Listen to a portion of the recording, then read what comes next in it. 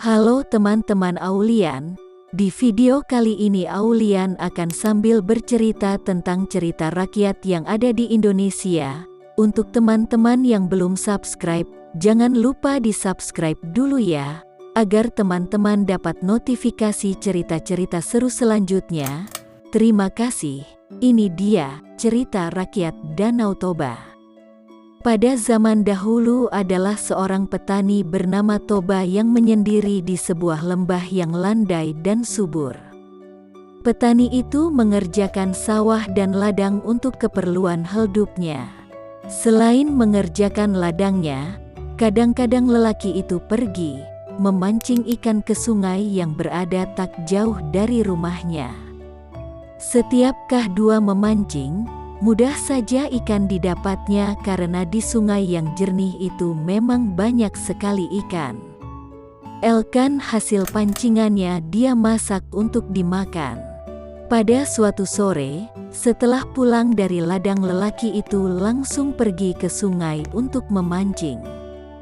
Tidak berapa lama tiba-tiba pancing itu disambar ikan yang langsung menarik pancing itu jauh ke tengah sungai.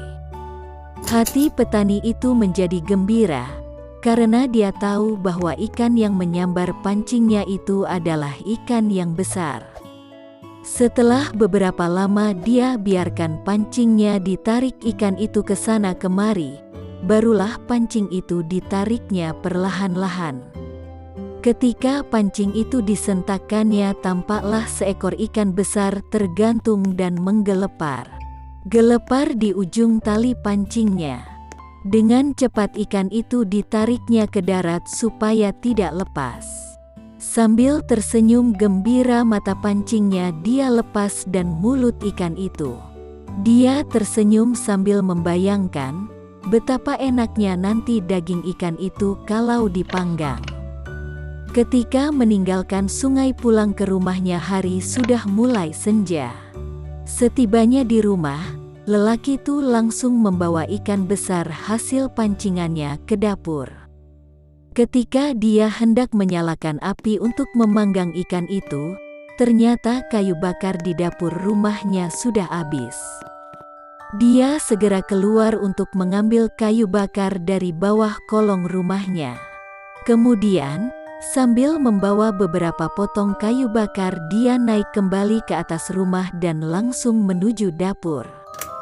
Pada saat lelaki itu tiba di dapur, dia terkejut sekali karena ikan besar itu sudah tidak ada lagi. Tetapi di tempat ikan itu tadi diletakkan tampak terhampar beberapa keping uang emas. Lelaki itu segera membawa keping uang emas ke dalam kamar.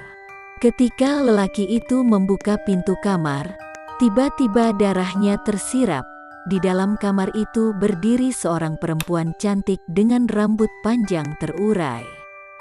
Lelaki itu menjadi sangat terpesona karena wajah perempuan yang berdiri di hadapannya luar biasa cantiknya. Karena hari sudah malam, perempuan itu minta agar lampu dinyalakan. Setelah lelaki itu menyalakan lampu, dia diajak perempuan itu mengawaninya ke dapur karena dia hendak memasak nasi untuk mereka. Sambil menunggu nasi masak, diceritakan oleh perempuan itu bahwa dia adalah penjelmaan dari ikan besar yang tadi didapat lelaki itu ketika memancing di sungai. Kemudian dijelaskannya pula bahwa beberapa keping uang emas yang terletak di dapur itu adalah penjelmaan sisiknya. Setelah beberapa minggu perempuan cantik itu tinggal serumah bersamanya, pada suatu hari lelaki itu melamar perempuan tersebut untuk jadi istrinya. Perempuan itu bersedia menerima lamarannya dengan syarat lelaki itu harus bersumpah bahwa seumur hidupnya dia tidak akan pernah mengungkit asal-usul istrinya yang menjelma dari ikan. Setelah lelaki itu bersumpah demikian, kawinlah mereka. Setahun kemudian, mereka dikaruniai seorang anak laki-laki yang mereka beri nama Samosir. Anak itu sangat dimanjakan ibunya yang mengakibatkan anak itu bertabiat kurang baik dan pemalas. Setelah cukup besar, anak itu disuruh ibunya mengantar nasi setiap hari untuk ayahnya yang bekerja di ladang. Namun, sering dia menolak mengerjakan tugas itu sehingga terpaksalah ibunya yang mengantarkan nasi ke ladang. Suatu hari, anak itu disuruh ibunya lagi mengantarkan nasi ke ladang untuk ayahnya. Mulanya dia menolak, akan tetapi karena terus dipaksa ibunya, dengan kesal pergilah dia mengantarkan nasi itu. Di tengah jalan, sebagian besar nasi dan lauk pauknya dia makan. Setibanya di ladang, sisa nasi itu yang hanya tinggal sedikit dia berikan kepada ayahnya. Saat menerimanya, si ayah sudah merasa sangat lapar karena nasinya terlambat sekali diantarkan. Oleh karena itu, maka si ayah jadi sangat marah ketika melihat nasi yang diberikan kepadanya adalah sisa-sisa. Amarahnya makin bertambah ketika anaknya mengaku bahwa dia yang memakan sebagian besar dari nasi itu. Kesabaran si ayah jadi hilang dan dia pukuli anaknya sambil mengatakan, "Anak yang tak bisa diajar. Tidak tahu diuntung. Dasar keturunan perempuan ikan." Sambil menangis, anak itu berlari pulang menemui ibunya di rumah. Kepada ibunya dia adukan bahwa dia dipukuli ayahnya.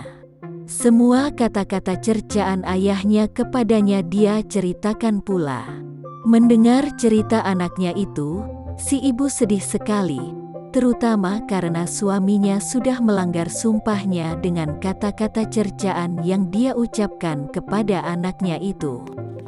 Si ibu menyuruh anaknya agar segera pergi mendaki bukit yang terletak tidak begitu jauh dari rumah mereka dan memanjat pohon kayu tertinggi yang terdapat di puncak bukit itu. Tanpa bertanya lagi, si anak segera melakukan perintah ibunya itu. Dia berlari-lari menuju ke bukit tersebut dan mendakinya. Ketika tampak oleh si ibu anaknya sudah hampir sampai ke puncak pohon kayu yang dipanjatnya di atas bukit, dia pun berlari menuju sungai yang tidak begitu jauh letaknya dari rumah mereka itu.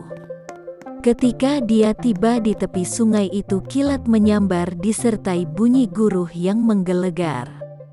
Sesaat kemudian dia melompat ke dalam sungai dan tiba-tiba berubah menjadi seekor ikan besar. Pada saat yang sama, sungai itu pun banjir besar dan turun pula hujan yang sangat lebat.